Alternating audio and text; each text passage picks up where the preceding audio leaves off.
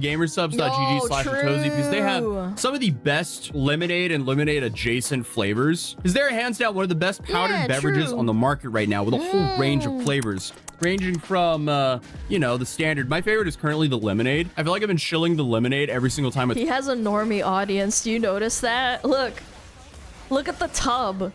It's the normie gamer subs tub. I'm sorry, it's just funny to me because he doesn't have like the VTuber. Yeah, it's the basic tub in the normie cup. Lemonade. I feel like I've been shilling the lemonade every single time I talk about gamer subs, but I am literally drinking it right now because it really just is that good. And it's sugar free, so that's always a bonus. And Gary decided to say what's up as well. But if lemonade isn't your thing, you see, I keep ordering all the lemonade adjacent ones because I really like lemonade. But we got BBL, which is blueberry lemonade. We got like a pineapple one, which is also good. I like that one. Good. I order the ones that are caffeine free. Wait, I don't know if it will focus. I already have way too much caffeine every day, so I order the caffeine free ones. But if you don't believe me that it's the best powdered drink on the market, you can literally try it for free, as they do send out these free sample packs for free. You don't have to enter any credit card details, free shipping, it's free. If you do enjoy the samples, feel free to use code Tozy if you come back and buy a tub. I'm not, it's cute. I think it's good that they're sponsoring everyone. I'm teasing, I'm just teasing. One of these tubs is about 100 servings. And all you need— When's your flavor? Soon. I can't say much, but soon. Is 2 of these tiny spoonfuls to fill this entire thing for flavor. Or obviously you need water as well. Gamersubs.gg/Tozy. Get yourself some gamer subs or maybe a loved one as a nice little Christmas present. But other than that, I'll see you guys in the next video. Peace. Thank you so much for supporting the channel. Thanks, man. Thanks for a little ad at the end there. Anyway, I hope she gets on the registry or something. I think that it's totally unfair that she gets away with this shit. Again, if you put this on the other foot, if she was on the other foot, I think it's fucked. It's so bad. Why is it okay for when a woman does it? It's like, oh, you get a little slap on the wrist, a little community service. If a man does it, oh my god, chop his balls off type shit.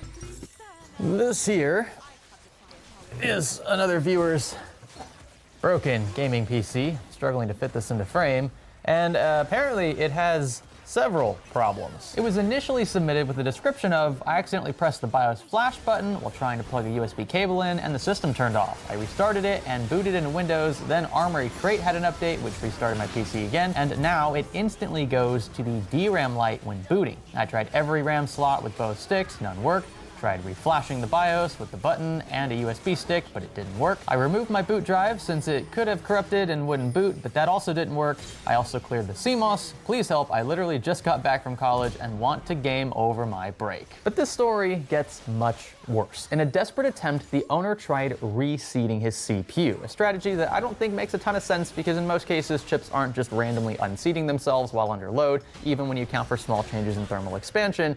But alas, he did it anyway, and after removing the CPU block from the AIO, the owner realized that the chip went along with it. I guess the thermal paste was being a bit sticky. Not uncommon, but what happened next was unfortunate. The chip actually fell from the cold plate into the socket. And this being an LGA layout, it's an AM5 platform, that means the pins were in the socket when the CPU fell inside, and the owner did disclose some damage. That is very unfortunate, but I am glad it was disclosed. This is so important, guys. Even if you're not sending this in to me, especially if you're paying somebody, I would argue it's more important if you're paying for a troubleshooting service and you don't disclose things like this, you could end up being out of pocket even more money as a result. If I had powered the system on thinking we just had a boot issue and just rolled with it, we could have caused more damage to other components on account of shorting out the socket itself. We could have killed the chip if the chip isn't already dead. And there's so many different outcomes here that are almost all negative.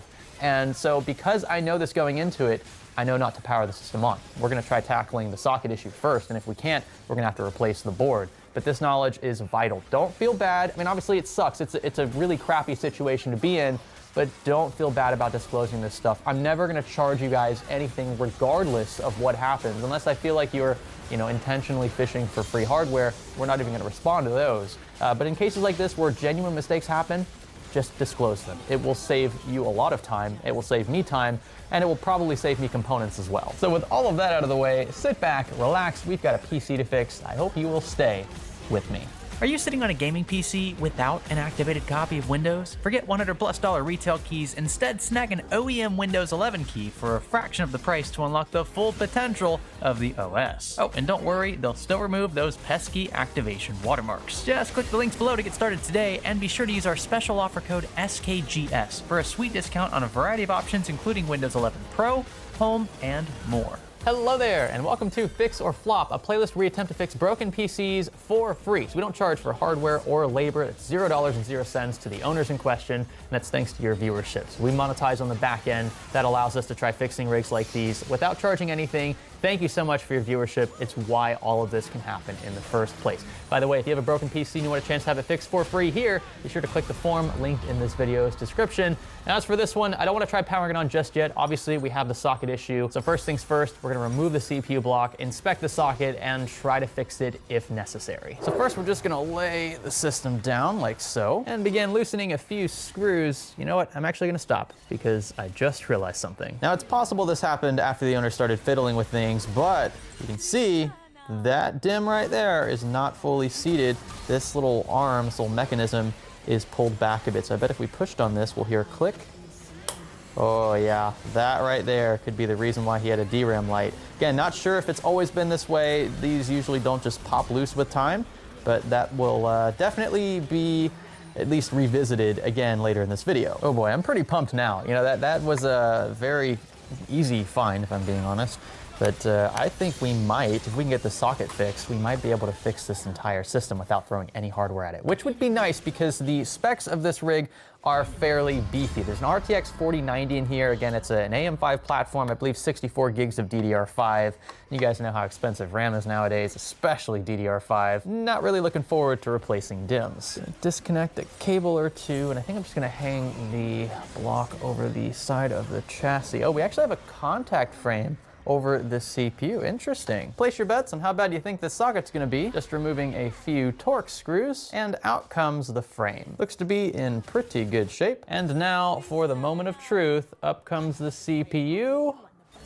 Oh, okay, that's not so bad. Yeah, that's not bad at all. We can definitely fix that. Nothing's broken, just slightly bent. In fact, I think I might be able to bend these back without even removing the motherboard, which would save me some time. There's a lot of stuff in here, a lot of wiring and things as well. So I'm gonna get a small sewing needle and to give some of these pins a small push. I first wanna get a quick glance with my cheap microscope here. I wanna get a glance at which direction some of these bent pins are facing so that I'm not prying in the wrong direction to get them seated correctly again. This here is an even better view. So you can see, it looks like just a couple of these, maybe 3 or 4, but 2 are bent pretty badly to the right from your perspective. So we're gonna have to push those back to the left, and then maybe the 2 below it as well. So these now in the center of the screen. So those look a little out of whack. They'll probably still make contact, but we'll try to push those back as well.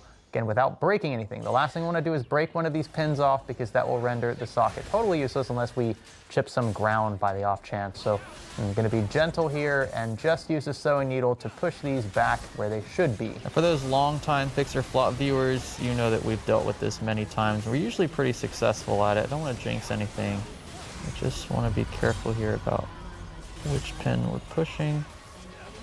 So that one especially is out of whack.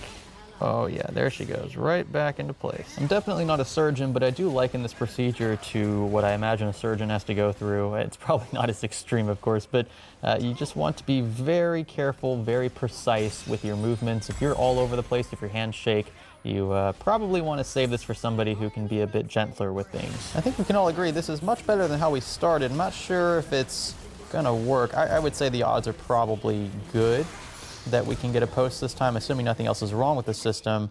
These pins are about as close to perfect as I can get them, without risking bending anything further or breaking any of them off. Let's see, we can also check here with our microscope just to be on the safe side. I imagine it's gonna be a bit tougher to find exactly where we were working before. It's gonna be somewhere, yeah, somewhere in that area. So yeah, a couple of them are still not quite right, but I think they're good enough to make proper contact with the CPU again. Yeah, I mean, we're just a hair off in most cases here. I'm happy with this. We're gonna quickly clean up this 7900X 3D. Again, it's a fantastic chip, and I would hate to see something go wrong here, but I think we're okay. And the fact that this wasn't powered on, which was great of the owner to do, so he didn't try powering it on knowing that pins were bent at risk of further damage, I think we'll be okay, at least on this front. This is a fairly expensive component, and that goes without saying. The 4090 would be pretty, yeah, that would be a pretty disastrous thing to discover that that was damaged. I don't think that was much involved in the issues that we have with this rig. Now, it's not perfect, but it is much cleaner than how it started. So we're just gonna apply some fresh thermal paste, probably after checking to see that the system actually posts or powers on to some extent, because if I have to take the chip back out, we're gonna have to clean thermal paste off again. That wouldn't be fun. So in she goes once again. Okay, and with the contact frame bolted down, what I wanna try doing is powering the system on only briefly, only for a few seconds, to see if we can see cycling of the debug LEDs off to the top right of this board. Just wanna see if we get any reaction up there. If we do, that means that we probably don't have an issue any longer with our socket. So here we go. Power on. Is that power on? There we go. So we've still got CPU debug light on. Actually, no, we have DRAM now. It went straight to DRAM. Okay, well, that was fast. I wonder if it's gonna stay there though. So far the behavior of the system seems normal. Yeah, we don't have much longer to go with this chip before it starts getting too hot. So that's good news. So far the behavior seems totally in check. Now we can repaste and reapply our CPU cooler. And here we go. This is an attempt at a post for the first time with a screen connected. I would say this is probably 50-50, given that we saw that DRAM module was not seated properly. That may or may not fix our problem. So let's power on and see what's what. So right away again, DRAM light is illuminated. Everything appears to be lit correctly. I wonder if this is just like a prolonged like training memory session. AM5 tends to take a while to do that. And if this DIMM wasn't seated properly and now it is, it's gonna have to retrain from the start. That could take upwards of 30 to 60 seconds, sometimes even longer in my experience. I think it depends on the board and the BIOS revision. So we're gonna be patient here and just see if anything happens on screen. It's still pegged on DRAM. I don't like how tight some of these cables are routed. Bending these headers a tad. Oh, it just reset, so it went back to the CPU debug light. I know you guys can't see that from there. White VGA light, could this be it? Come on, come on. Green boot light, that's it, boom. Oh yeah, that was it. That was all it came down to. Wow. At first glance, everything seems to be detected. We have both DIMMs, that's 64 gigs in total. It doesn't look like XMP or DSCP or Expo is enabled, but they are at least detected, which is a huge win. Of course, the CPU is, and our 4 drives here. I'm not sure which is the boot drive. Actually, there's a 5th drive, so it's a SATA SSD, that's a WD, Western Digital. So that's great. There's a lot of storage in the system. Again, it's a very high-end rig. This makes sense. But the fact that these are all being detected is a great sign. I want to click F1. I want to hop into the BIOS and actually run through some of this stuff. So when we enable Expo, that is going to reset this entire process. So the rig's going to take a long time again to boot up. That is perfectly normal. Again, it takes a little longer than you might expect for especially AM5 to boot up for the first time with new DIMMs or a new profile. I will say this CPU temp is extremely high. That is, oh. That is my fault. I forgot to connect power to the AIO. Cannot believe I forgot these. Take care of the, oh yeah, so that's getting the fluid moving there. That should lower temps dramatically right away. And then we'll get this Type-C cable connected as well. And let's swing on over to our temperatures. Just gonna go handheld here. Oh yeah, look at that. Falling by the second. Now on that note, the BIOS revision on this board is 2007, which came out over a year ago. And you can see I can scroll all the way up on the support page. There are a ton more revisions that came out since. I'm gonna update him to the latest stable one. That should be this one here, which is 3402. I'm just gonna drag this renamed .cap file to the root of a USB drive. Safely connect said drive to the back of our motherboard. Now I'm using the BIOS specific Type A port. This would be if you're using flashback. So if you didn't have a CPU that's already compatible with your motherboard, you could run this and then click a flashback button, and that would actually install the BIOS for you without the CPU installed. We have a video detailing this. We want to check it out somewhere on screen. But for now, I'm just going to flash the old-fashioned way. Just going to use the same Type A port that you normally would for the other feature. Then we're going to click F7 for advanced mode. I couldn't find the flashback feature. Let's see, is it under monitor?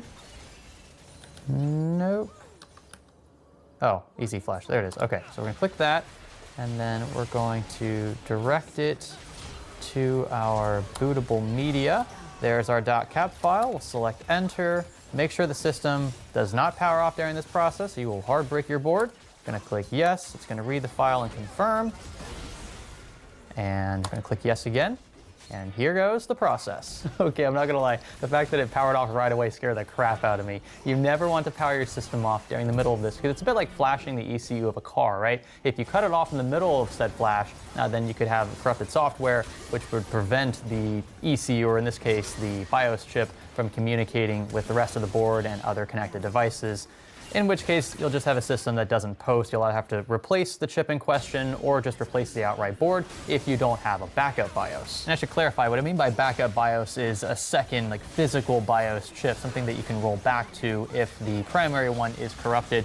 More expensive boards typically will have this option. Not sure if this one does. This is a fairly high-end X670 board, so it is possible. We always want to play it safe. And it looks like this one is still chugging along. Again, not gonna touch anything until it's fully reset. And one more thing while we're waiting, I noticed that there are two cables the owner has routed for this AIO. And because this is one of those like iLink, I think it's like Corsair, is it iLink or Link IQ something? I get all these names mixed up.